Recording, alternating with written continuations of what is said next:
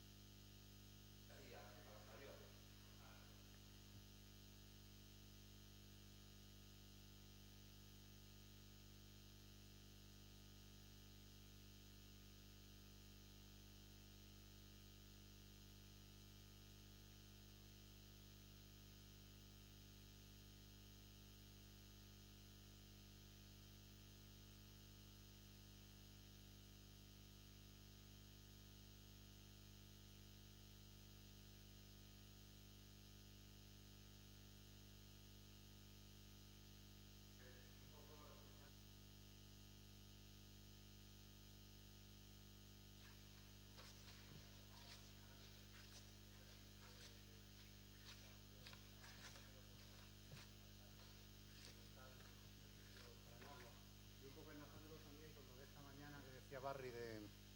Ya, déjalo ya. Sí. Ya me oís, ¿no? Con lo que decía Barry esta mañana... ¿No me oís? Sí. Bueno, también enlazándolo con lo que decía Barry esta mañana, que he entendido yo...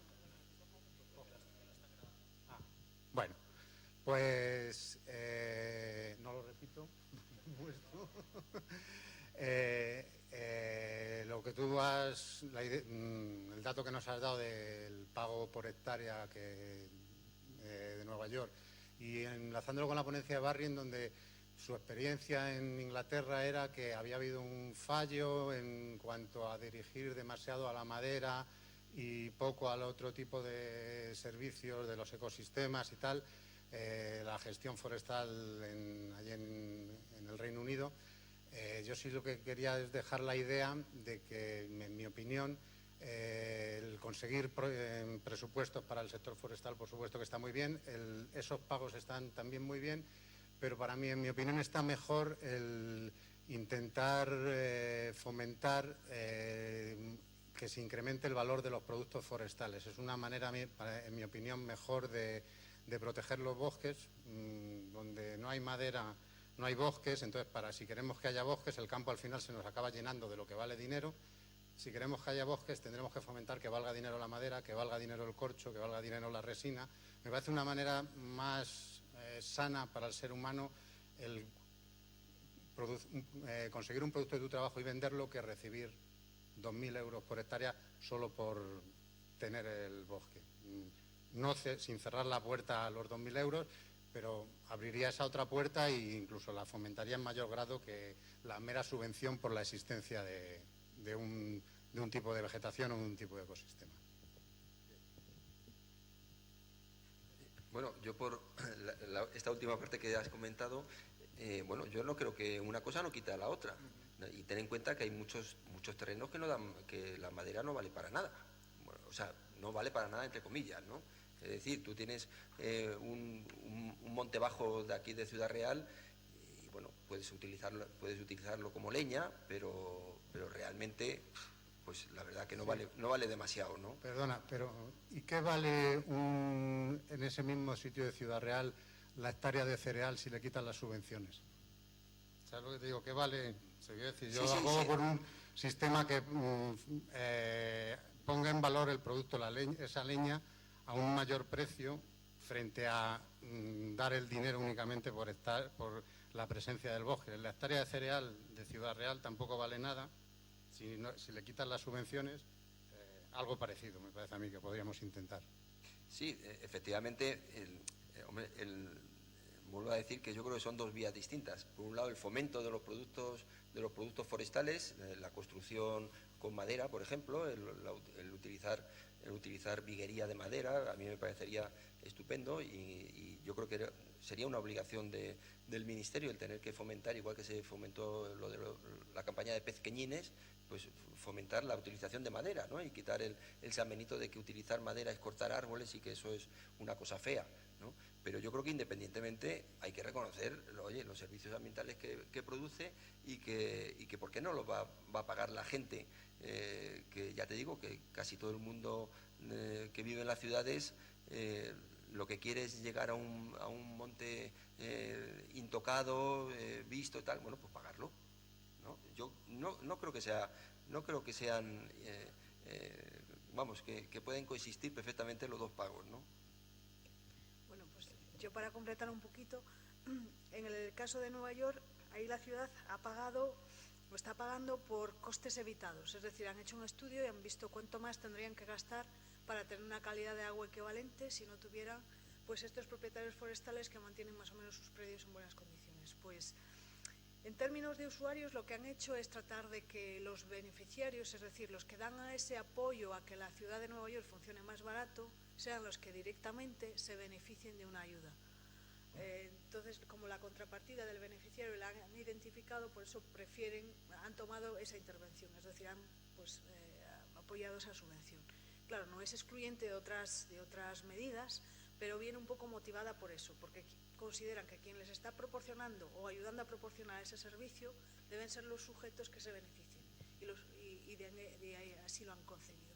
Sí, se podría mezclar ese tipo de subvención, claro, con apoyar, si no directamente el precio, que también la creación de industrias transformadoras que transformen las leñas que salen de esos bosques que ahora no tienen ningún valor. Si le pones cerca una industria de biomasa cerquita, pues adquieren valor automáticamente.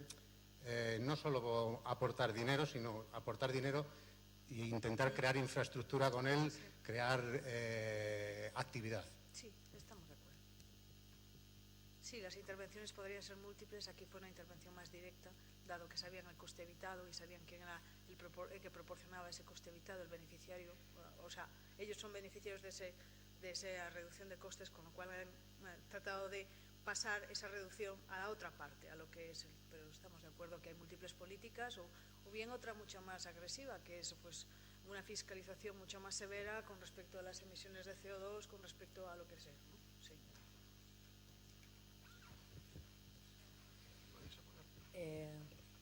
Yo quería hacer una reflexión, porque hay veces que cuando estamos hablando de ecosistemas forestales tengo la sensación de que estamos mezclando lo que es un bosque y lo que es un cultivo. Entonces, a lo mejor también el problema es cómo clasificamos. De hecho, por ejemplo, en Cataluña ya están trabajando en protección de bosques maduros, de los que quedan muy pocos. Un bosque maduro da unos servicios que no nos va a dar un cultivo forestal. Hay cultivos forestales mejor gestionados que otros, completamente de acuerdo, pero control de plagas, polinizadores, y ya no hablo de abejas que dan miel, sino de insectos como las moscas o los mosquitos, que a lo mejor son menos simpáticos.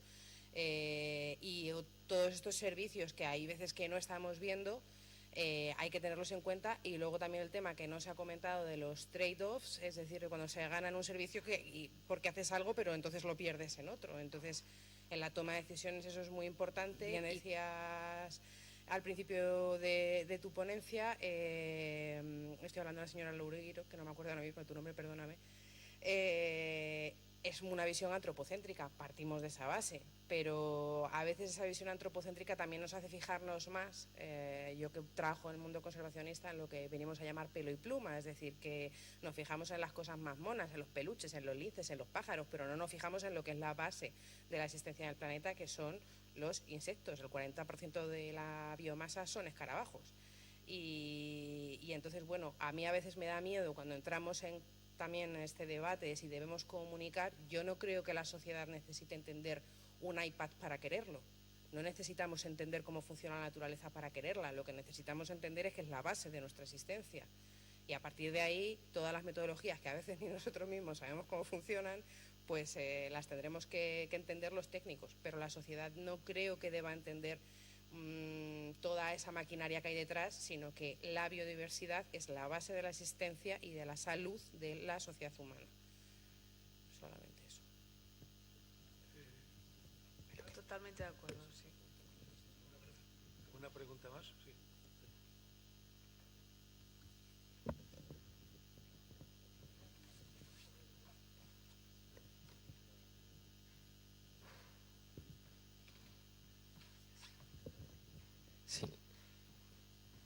Sí, en primer lugar, agradecer las magníficas presentaciones tanto de María como de Roberto, y más que una pregunta es una curiosidad dirigida a María en relación a los estudios que han hecho sobre valoración de los servicios de los ecosistemas.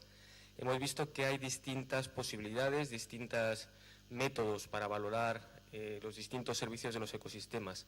Y la curiosidad va en relación a si hay algún estudio o cuando habéis tratado de valorar los servicios de los ecosistemas para mostrar las divergencias o las diferencias que existen entre utilizar un posible método o utilizar otro, porque entiendo que la utilización de un método u otro podría variar significativamente las estimaciones finales.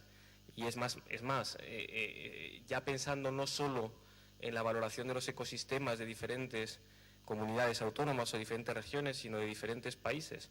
Si un país opta por un método y otro país opta por otro método diferente, al final, ¿cómo vamos a poder comparar la información o la valoración de esos distintos ecosistemas? Porque estimaciones podemos hacer muchas, ¿no? Pero ¿cómo podemos comparar las distintas valoraciones? Gracias. Pues contesto de forma breve y después, si quieren contribuir. Sí que hay muchos estudios que ponen de manifiesto las diferencias con respecto a las estimaciones dependiendo de los métodos, ¿no? Por ejemplo, en la TEP, en el compendio de estudios que han hecho de valoración a nivel mundial, pues ahí se ven claramente. ¿Qué sucede en términos de recomendar? ¿Cuál es mejor y por qué? Pues ahí sí que no hay un acuerdo, porque todo depende un poco para qué lo vamos a utilizar. Y ahí lo más relevante de todo es un poco saber qué se pretende valorar. Por poner un ejemplo del agua, por seguir con lo de Nueva York y el agua. Si fuéramos a seleccionar el método que han estimado o que han usado para computar estas subvenciones que van a obtener los propietarios forestales, ahí solamente se está proporcionando un pago por esa dotación de una determinada calidad del agua. Única y exclusivamente eso. Sin embargo, ¿qué sucede? Que claro, ese bosque que tienen ahí da muchos otros bienes y servicios, además de ser una fuente de agua. Por lo tanto, hay que tener mucho cuidado con cada uno de los métodos, en el sentido de que cada uno de ellos está concebido para algo concreto. Y el coste de reposición, o aquí el coste evitado por tener este ecosistema forestal que nos está purificando el agua, si utilizamos el equivalente monetario, es en $1.800 por hectárea, o no me acuerdo por cómo lo han ahora estimado, vamos a única y exclusivamente tener ese servicio sin considerar ninguno de los demás, ¿no?